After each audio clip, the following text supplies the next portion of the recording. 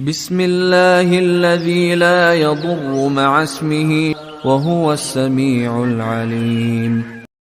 السلام عليكم ورحمة الله وبركاته.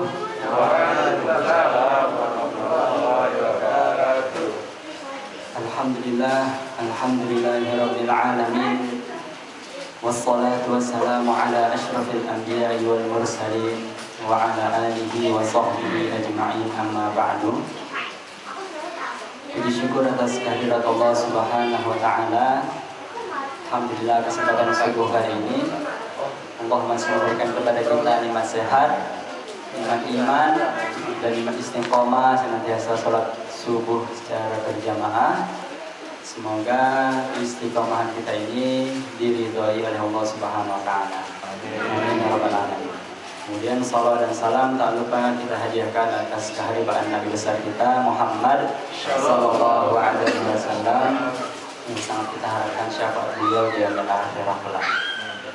Baiklah Bapak, Ibu, teman-teman semuanya dan adik-adik, pada kesempatan kali ini kita akan membawakan tema bagaimana kiat-kiat menanamkan nilai Qur'ani untuk generasi robbani. Jadi bagaimana nilai-nilai Al-Quran ini bisa kita tanamkan dalam diri kita juga, kemudian terkhusus anak-anak Bapak Ibu semuanya. Nah, jadi pada kesempatan kali ini akan saya petakan mungkin jadi 4 poin bagaimana cara kita menanamkan nilai-nilai Quran ini dalam jiwa anak-anak.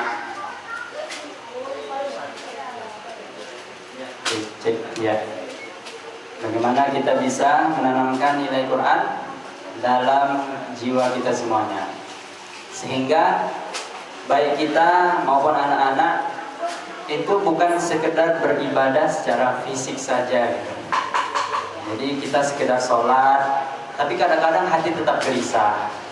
Atau baca Al-Quran, tapi kadang-kadang kita beribadah karena hawa nafsu. Artinya mengejar target-target tanpa memperhatikan nilai-nilai yang ada di dalam sana. Makanya ada orang-orang yang saat baca Al-Quran ya tidak bisa menyentuh ke hatinya gitu. Saat sholat meskipun tengah malam, tapi tetap kok nggak ada nikmatnya. Nah, ini yang perlu kita perbaiki. Jadi untuk yang pertama, cara bagaimana kita bisa menanamkan nilai Quran adalah dengan menjaga adab kepada para ulama. Jadi menjaga adab kepada pewaris para nabi. Al-ulama'u warasatul anbiya. Jadi ulama itu adalah pewaris para nabi. Kenapa disebut pewaris para nabi? Jadi singkatnya, kalau konsep warisan itu kan pasti terbagi-bagi. Ada yang dapat setengah, ada yang dapat 1/4, ada yang dapat 1/3. Misalnya dalam waris Islam ya, jadi istri misalnya dapat 1/4 kalau tidak ada anak. Kalau misalnya ada anak nanti dapat 1/8.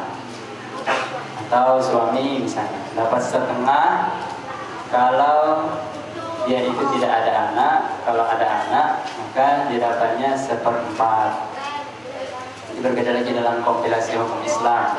Jadi ada masalah monogini dan lain sebagainya. Nah, singkatnya begitupun ilmu atau Nabi kan wahyu diturunkan oleh Allah kepada Nabi Muhammad SAW. Nah, kemudian ilmu dari Nabi ini sangat luas sekali. Jadi tidak semua ilmu ini turun pada satu orang gitu. Jadi makanya ada nanti ahli tafsir, ada ahli hadis. Mungkin kalau kita pun seperti itu, ada yang ahli fikih, ada yang Allah berikan nikmat atau dititipkan oleh Allah ilmu tentang hadis, atau ilmu ada yang ruqyah bisa, tapi tidak semua yang ruqyah ini pandai untuk bidang yang lainnya. Begitupun ada yang diberikan oleh Allah iman untuk bisa menghafal Al-Quran, tapi kadang-kadang untuk ilmu umumnya kurang, atau sebaliknya. Dan jadi semuanya seperti itu. Makanya manusia itu kal jasadil wahid, seperti satu tubuh. Kita ini semuanya pasti memiliki perannya masing-masing. Karena tidak indah kalau seorang manusia itu terdiri semuanya dari mata. Bayangkan semua tubuh kita ini ada matanya pasti tidak indah. Tapi ada yang nanti dia perannya seperti tangan, ada yang lembut nanti seperti telinga, ada yang mata, ada yang kaki. Jadi semuanya, sehingga makanya dengan adanya perbedaan itu kita menjadi sempurna, insya Allah. Nah, bagaimana kita bisa menjaga adab dengan para ulama ini, Bapak Ibu? Makanya kalau di dunia ruqyah, nah itu kan ada salah seorang ulama yang menjadi ketua asosiasi peruqyah internasional, namanya Syekh Abdus Salam Bali. Jadi beliau itu kalau misalnya ada orang yang kerasukan, turun aja dari mobil, batuk aja, itu sudah langsung pergi jinnya. Jadi bukan masalah apa yang dibaca, tapi siapa yang dibaliknya itu aja yang paling penting. Kita tahu misalnya baca ayat kursi gitu ya. Nah, tapi berbeda behind the gun-nya siapa? Man behind the gun. Bukan the gun es kelapa ya. Jadi man behind the gun, siapa yang ada di balik membaca doa ini? Itu penting sekali. Makanya kita semuanya boleh jadi kita ya hafal ayat kursi. Tapi tidak semuanya kalau ada yang kerasukan kita baca ayat kursi itu hilang setannya. Malah kadang-kadang jinnya itu ini melanggar kode etik. Karena saling sesama setan tidak boleh saling mengusir, misalnya seperti itu. Makanya dulu Imam Ahmad bin Hambal itu kan pernah ada kisah di mana ada adik perempuan Raja Persia, Raja Baghdad Irak itu kan kerasukan. Jadi kerasukan jin. Kemudian dipanggillah oleh rajanya ini Imam Ahmad bin Hambal karena terkenal ulama pada saat itu. Jadi diutus salah seorang ajudannya itu untuk menyampaikan pesan dari raja bahwa adik perempuannya ini kesurupan, kemasukan jin. Kemudian saat itu datanglah ajudannya ini ke rumah Imam Ahmad bin Hambal. Sampai sana minta izin bahwa beliau itu adalah utusan dari Raja Baghdad, Irak, yang dimintakan untuk mengundang Imam Ahmad bin Hambal ini ke istana untuk mengusir jinnya tadi. Nah, Imam Ahmad bin Hambal karena memang sangat sibuk tidak mau. Saya punya urusan. Jadi kalau versi ulama dulu gitu, diajak ke istana atau di hal-hal seperti itu nggak mau. Jadi harus terpisah. Kemudian apa keluhan dari raja? Ditanya oleh Imam Ahmad bin Hambal ke ajudan tadi. Jadi adik perempuan dari raja itu kesurupan, masukkan jin. Oh, kalau begitu ini bawa kof. Itu adalah sandal terompah kayu yang biasa dipakai di sana dulu itu ya untuk wudhu. Jadi untuk menghilangkan was-was, takutnya misalnya di kamar mandi ada percikan-percikan yang kena. Jadi memang bagus ya disarankan seperti itu. Jadi tempat wudhu di kamar mandi ada. Jadi itu yang selalu dipakai oleh Imam Ahmad bin Hambal untuk mengambil air wudhu. Disuruh bawa aja nih ke istana. Jadi dibawa oleh ajudan tadi.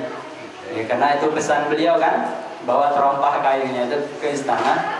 Sampai di sana belum diapa-apain nih, hanya didekatkan aja dengan adik perempuan Raja Baghdad tadi, itu langsung sembuh.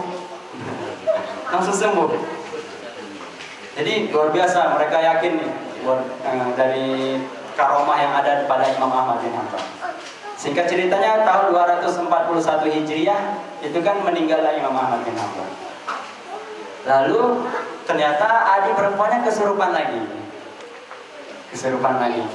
Mereka ingat dulu ketika kesurupan itu dibawakan terompah kayunya ini. Diambil, kemudian diletakkan lagi. Tapi nggak ada respon apa-apa, biasa aja. Kemudian setelah itu malah ketawa, jinnya tuh ketawa. Kami itu takut bukan karena sandalnya ini, dibilang, tapi kami takut sama yang punya sandal. Nah, itu dibilang oleh jinnya tadi.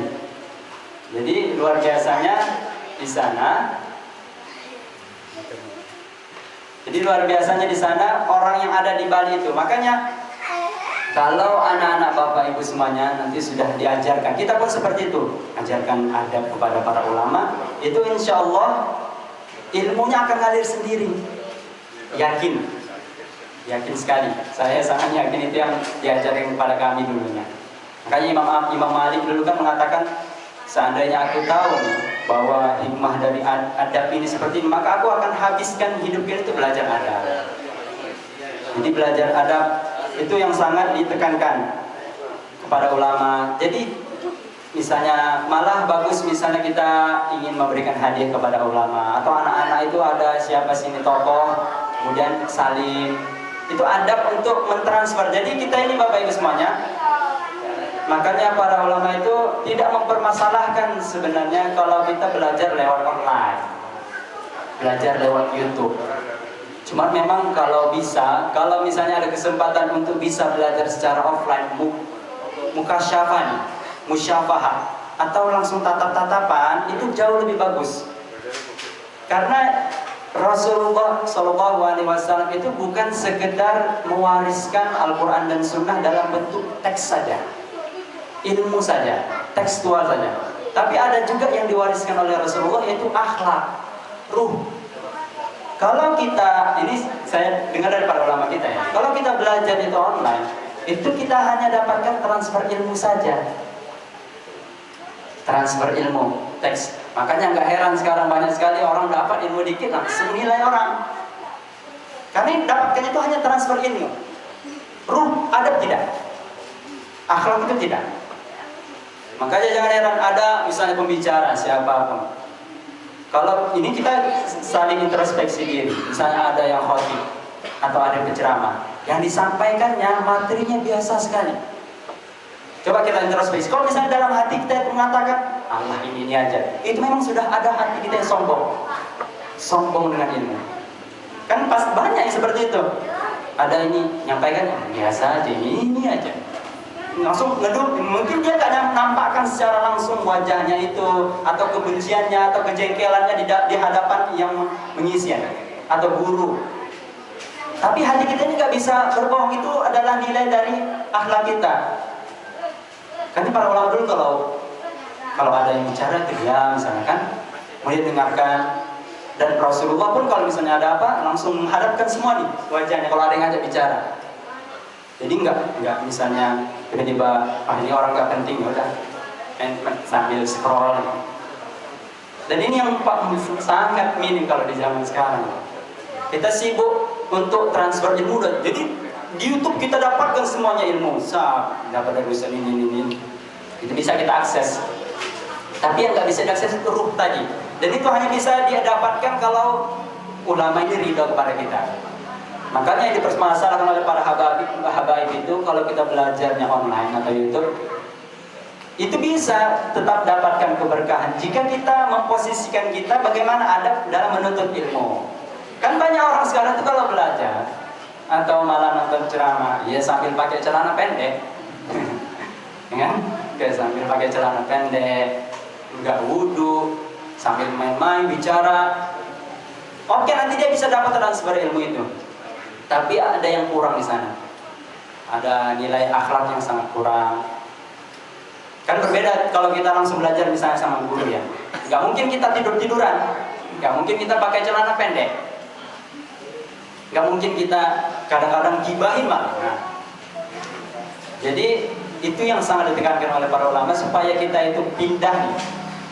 Nilai bukan sekedar ilmu, tapi akhlaknya juga ditransfer ke kita. Salah satunya menjaga ada para ulama. Yang banyak kurang juga kita lupa kadang-kadang untuk mendoakan ulama. Nah, itu dia.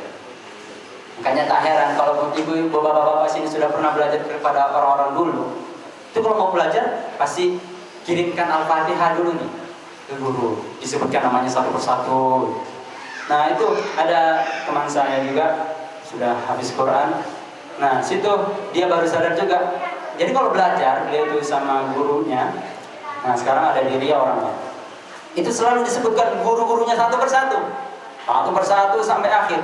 Ngapain dalam hati gitu? Tapi ketika dia sudah tahu, baru ini sebenarnya hikmahnya. Jadi sehingga yang pindah itu bukan hanya ilmu, tapi adab, akhlaknya dapat semuanya. Kita kadang-kadang lupa, udah nonton sudah pergi aja. Karena dalam Islam itu sebenarnya orang tua itu ada terbagi-bagi. Ada orang tua yang mungkin secara nasab, ada orang tua ilmu, dan semuanya derajatnya sebenarnya sama. Nah, kita kadang-kadang hanya fokus orang tua itu adalah orang tua nasab saja. Yaitu ya orang tua kandung, sudah itu aja yang didoakan. Padahal guru-guru kita ini termasuk orang tua kita. Jadi harus didoakan juga. Jadi ketika kita niat untuk mendoakan orang tua itu, doakan orang tua kita mungkin secara ilmu siapa namanya. Kami dulu di pondok yang diajarkan seperti itu juga. Jadi nanti disebutkan ustaz-ustaz ini yang sangat berbakti, atau setelah mau pulang itu diajarkan untuk mendoakan. Nampaknya hal yang sangat sepele tapi nilainya sangat besar. Nah itu hal yang pertama Bapak Ibu semuanya, untuk menanamkan nilai Quran ke anak-anak ini. Jadi diajarkan adab kepada ulama, insya Allah ilmunya akan ikut sendiri. Itu pernah dijelaskan secara di Hidayah. Itu ilmunya datang sendiri, yakin. Makanya kenapa ada orang-orang bisa hafal itu luar biasa, di luar kepala hafalnya, hafal halaman itu karena jaga adab para ulama. Tapi kalau kita nggak jaga itu sangat mudah hilang biasanya, mudah hilang. Apalagi kalau gurunya itu tidak ridho ya. Nah jadi kita jangan sampai menilai, apalagi menilai guru ini, Allah ini orangnya ini aja, atau misalnya dia itu ini orangnya, kita tebak-tebak niatnya, itu luar biasa, itu kesalahan yang sangat fatal. Kita tebak-tebak ini gimana sih Ustaz ini gini. Kalaupun ada kesalahan silahkan kita langsung ya tegur, ingatkan, itu jauh lebih baik.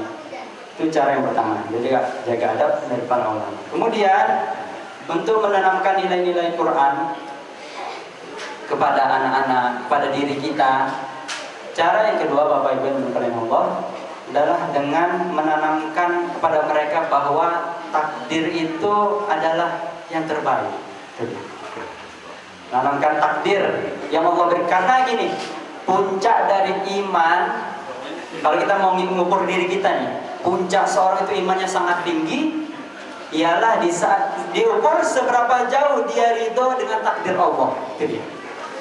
Jadi kalau kita mau mengukur iman kita, bukan kita ukur dari seberapa banyak kita sholat malam, dari seberapa banyak kita khatam Al-Quran dalam sebulan, tapi seberapa jauh kita bisa ridho dengan takdir yang Allah tetapkan.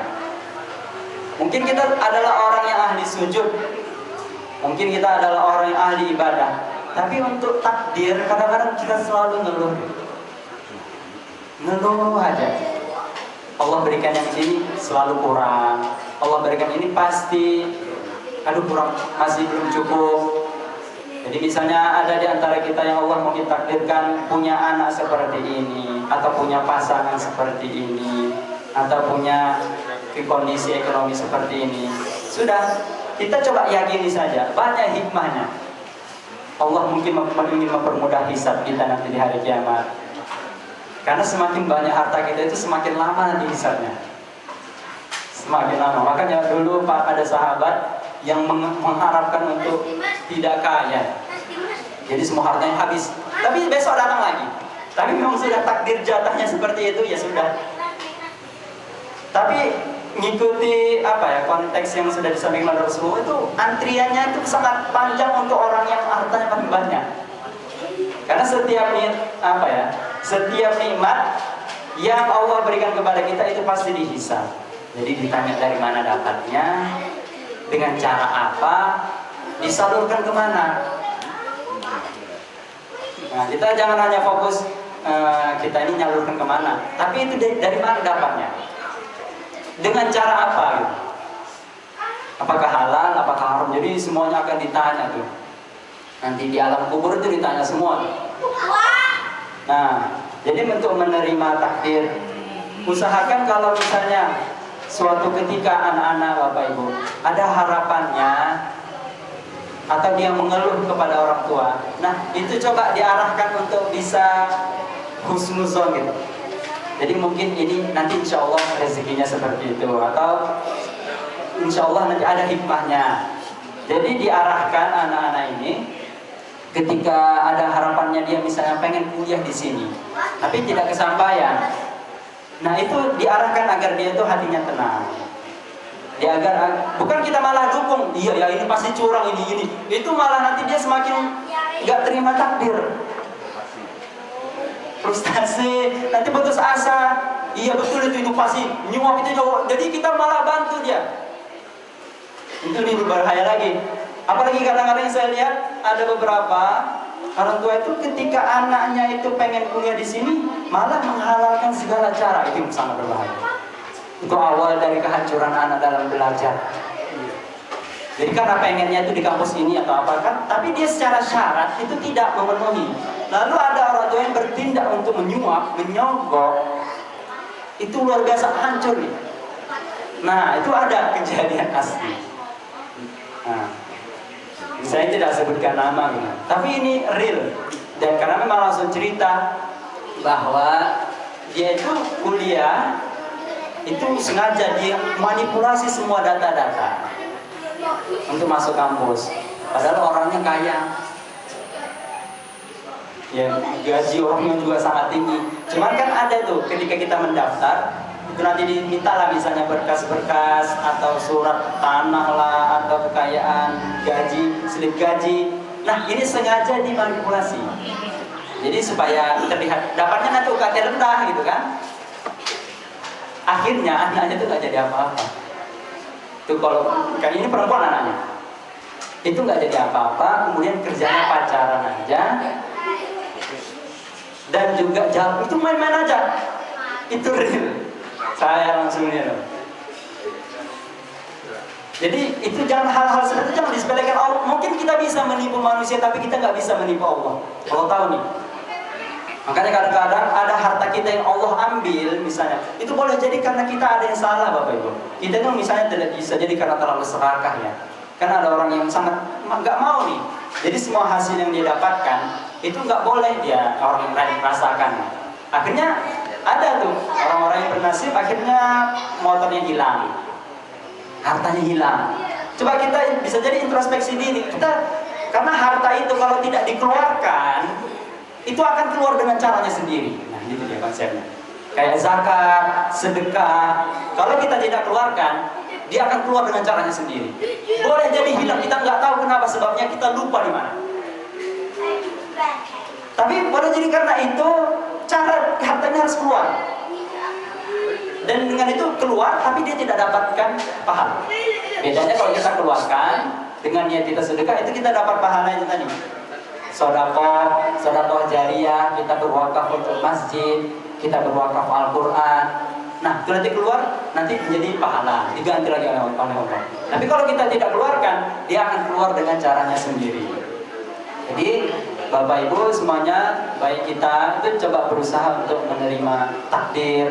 Kita yakin apa yang telah Allah tetapkan itu adalah jauh yang terbaik. Skenario Allah itu jauh lebih indah daripada skenario manusia. Itu harus kita yakini.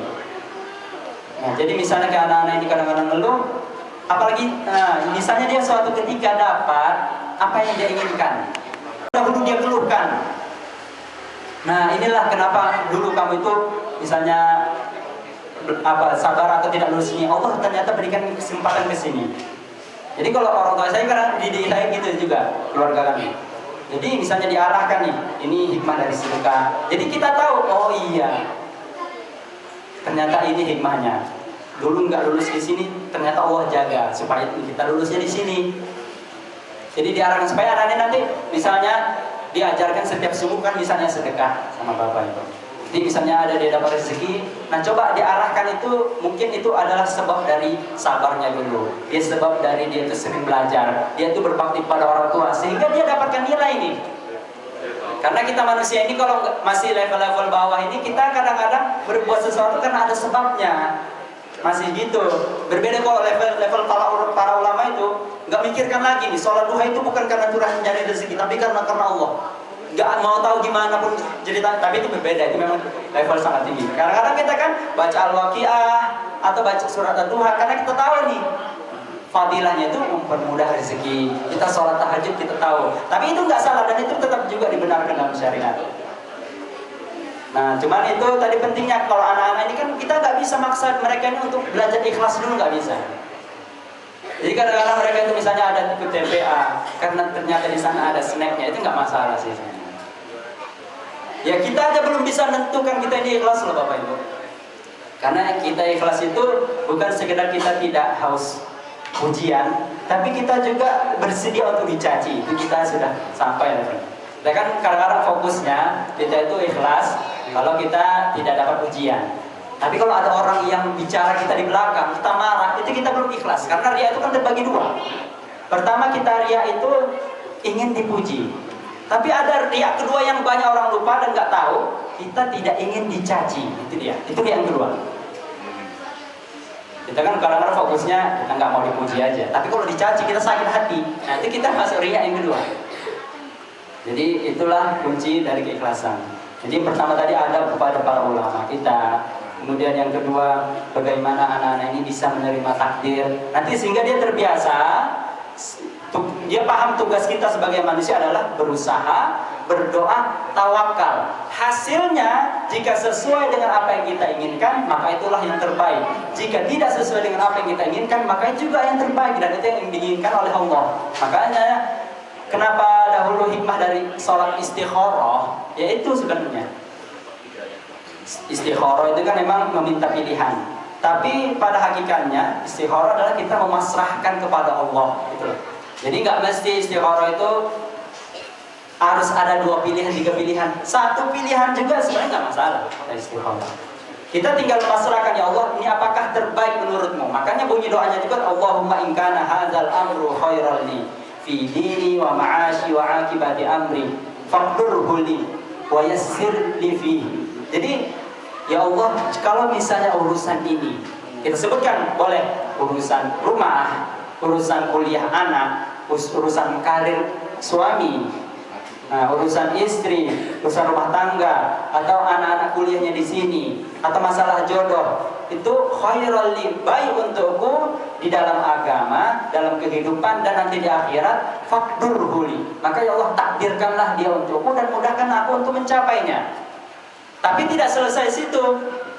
Dalam hadisnya, wa in kana hadzal amru syarral li. Tapi kalau ya Allah, kalau misalnya urusan ini, jodoh ini, urusan ini, pendidikan ini, karir ini tidak baik untukku di dalam agama atau dalam kehidupanku atau nanti di akhirat, fasrifhu anni wasrifni anhu waqdur li khairah. Itu bunyinya. Maka jauhkanlah aku darinya, jauhkanlah dia dariku, dan takdirkanlah aku yang lebih baik penggantinya. Gitu. Wa ardini fi, dan jadikan aku ya Allah ridho terhadap keputusan itu. Nah, jadi seperti itu bunyi doa kalau kita istikharah ya.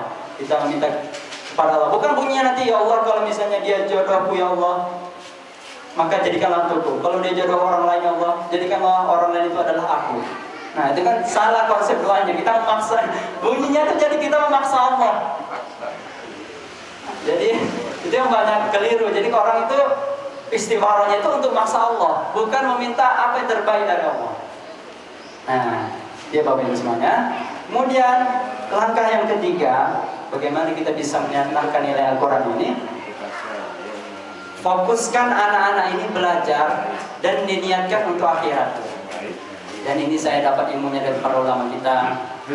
Jadi kalau misalnya nih Bapak Ibu ini diberikan oleh Allah kesempatan punya harta yang banyak atau berkecukupan sekali, usahakan anak ini jangan dilibatkan dalam pekerjaan.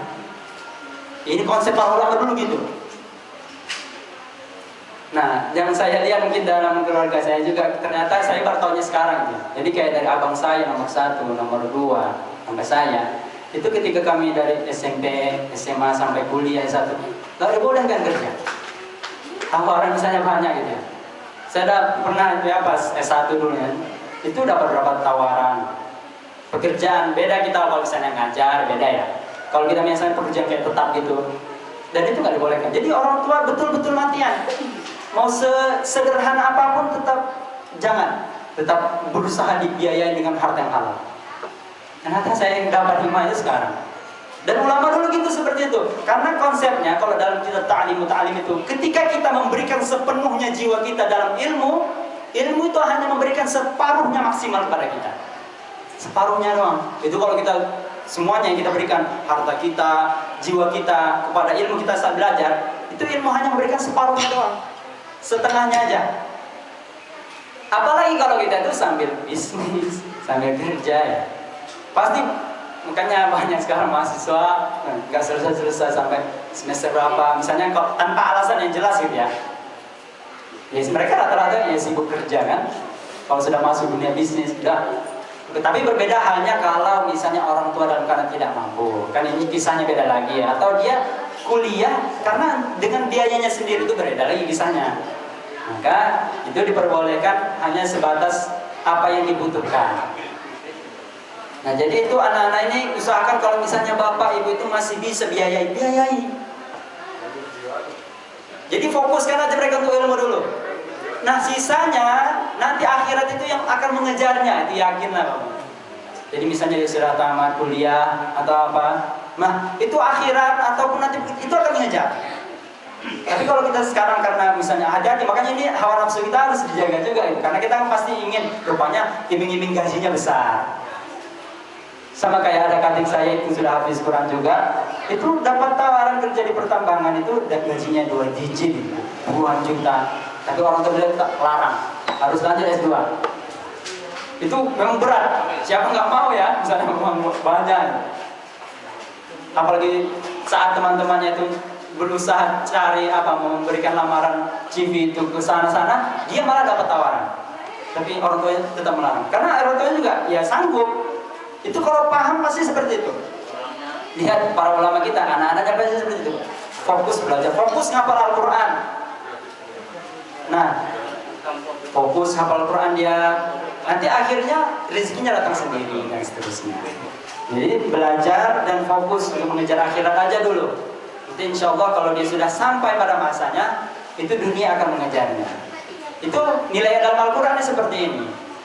Dan yang terakhir, yang keempat, setelah kita menanamkan adab kepada para ulama, dan ini poinnya karena kita nggak akan bisa memahami Al-Quran ini kecuali dari orang yang paham, yaitu para ulama kita. Ya kita kan kadang-kadang mau menyerahkan politik kepada ahli politik, ahli ekonomi kepada ahli ekonomi. Tapi kalau masalah ilmu agama, kadang-kadang kita ini suka-sukanya kita itu menjadi ahlinya.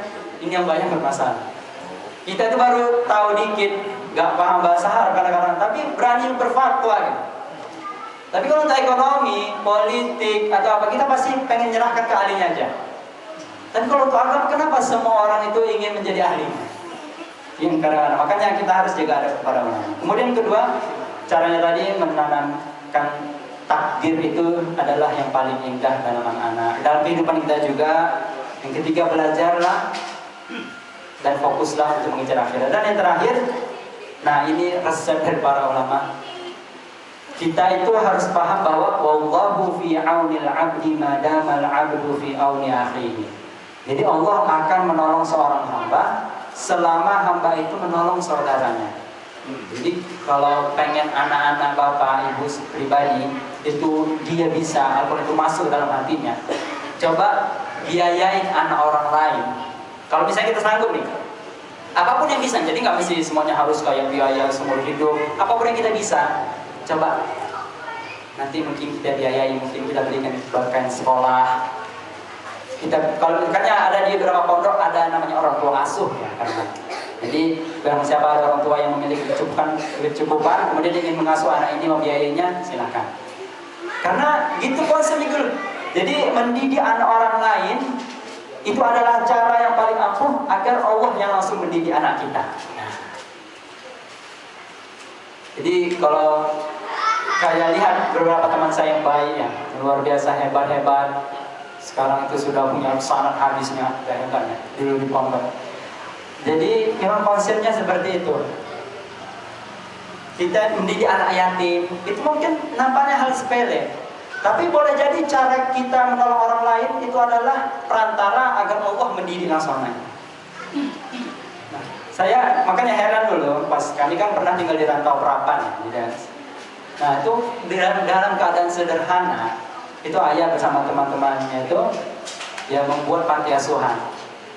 Dimulai sangat kecil ya. Sekarang sudah alhamdulillah sudah bertingkat dari puluhan, sudah bisa disekolahkan sampai kuliah. Nanti ada batas sampai kuliah gitu, atau sudah sampai menikah. Jadi kami misalnya setiap pekan atau 2 pekan sekali itu diajak ke sana. Jadi lihat nih anak-anak yatim piatu dulu, mereka nggak ada orang tuanya. Jadi diajarin untuk memberikan kepada mereka doa bersama. Doa-doa orang ini bapak, anak-anak soleh, anak yatim itu luar biasa mustajabnya. Jadi ketika kita mengusap kepala anak yatim, menangis, dia tiba-tiba menangis atau kita pun menangis, itu luar biasa menurunkan rahmat Allah dalam keluarga. Kenapa? Karena kita kadang-kadang ini kalau untuk mendidik anak atau mendidik murid kita lebih cenderung kesalahannya itu mengandalkan kita sendiri, mengandalkan kemampuan kita, mengandalkan kita itu gelarnya apa, mengandalkan itu basic hafalannya berapa, kita itu imannya sejauh apa. Padahal gak akan ada yang bisa mengubah seseorang itu ya kecuali kalau Allah kehendaki gitu. Dan caranya ya seperti itu. Makanya saya kalau di rumah sebenarnya pas sama ayah itu jarang sebenarnya kayak langsung pernah ada taklim. Tapi secara umumnya tidak terlalu sering untuk diajarkan ilmu. Tapi kadang-kadang itulah misalnya ayah ceramah baru saya ikut dengar. Tapi secara umum hanya mengajarkan biasanya di rumah nilai-nilai aja. Jadi ayah atau orang tua baca Al-Quran, adabnya bagaimana, ada tamu itu dihormati. Apalagi guru-guru ayah saya itu kalau datang ke rumah para habaib itu dihormati sekali, hebatnya luar biasa. Disiapkan semewah-mewahnya, semegah-megahnya untuk menyambut ulama ini. Ternyata hikmahnya dulu ketika mengajarkan anak yatim, ya Allah datangkan ilmu itu kepada kami. Misalnya kepada orang-orang seperti itu, anak-anaknya itu ya Allah yang langsung bimbing, Allah yang langsung didik. Dan itu banyak yang kadang-kadang dilupakan. Jadi kita tuh sibuk mencari bagaimana ya cara anak saya ini supaya nurut, bagaimana anak saya ini gini-gini. Kita sibuk untuk cekoki bagaimana cara dia mengubah. Tapi ya kita nggak pernah peduli dengan warga-warga sekitar atau tetangga kita. Coba deh, misalnya nanti ibu bapak coba saja dan buktikan sendiri. Jadi misalnya ada anak yatim, ada kita misalnya memiliki kemampuan, kita mungkin bisa membiayai dia uang sekolah berapa ratus ribu doang gitu ya, atau pakaian sekolahnya kita berikan. Senyum anak yatim itu, dia mendoakan semoga murah rezeki, itu luar biasa, itu mengalir terus rezeki. Nah, jadi insya Allah anak-anak bapak ibu akan langsung Allah didik dengan cara yang seperti tadi. Jadi singkatnya, kesimpulan pada subuh kali ini, bagaimana cara menanamkan nilai Quran itu mungkin dalam diri kita dan juga dalam keluarga, terkhusus anak-anak. Ada 4 tadi poin-poinnya. Yang pertama, jaga adab kepada para ulama. Kemudian yang kedua, ajari mereka untuk bisa menerima takdir, bahwa takdir itu adalah hal yang paling baik dari Allah Subhanahu wa taala, apapun yang terjadi. Yang ketiga, fokuskanlah anak-anak kita untuk belajar dan diniatkan untuk akhirat, agar tidak ada orang-orang yang mungkin sekarang banyak bergelar sampai ujungnya banyak, tapi pemikirannya sesat atau kadang-kadang korupsi. Ya orang-orang korupsi itu kan pasti bergelar gitu. Tapi karena itu ilmunya tidak diniatkan untuk akhirat. Jadi hanya kalau orang-orang yang bodoh, dia kalau mencuri, itu yang dipikirkannya mencuri sendal bagaimana. Tapi kalau orang pintar, tapi salah dalam ilmunya, itu dia memikirkan bagaimana caranya mencuri pabrik sendal. Jadi berbedanya di sana. Dan yang terakhir, didiklah anak orang lain, maka Allah lah yang akan mendidik anak kita. Mungkin itu saja Bapak Ibu, poin yang bisa kita pelajari bersama, kita renungi. Semoga banyak hikmah yang bisa kita dapatkan dan bermanfaat bagi kita semuanya. Allahumma amin. Saya tutup dan saya kembalikan kepada pembawa acara. Assalamualaikum warahmatullahi wabarakatuh.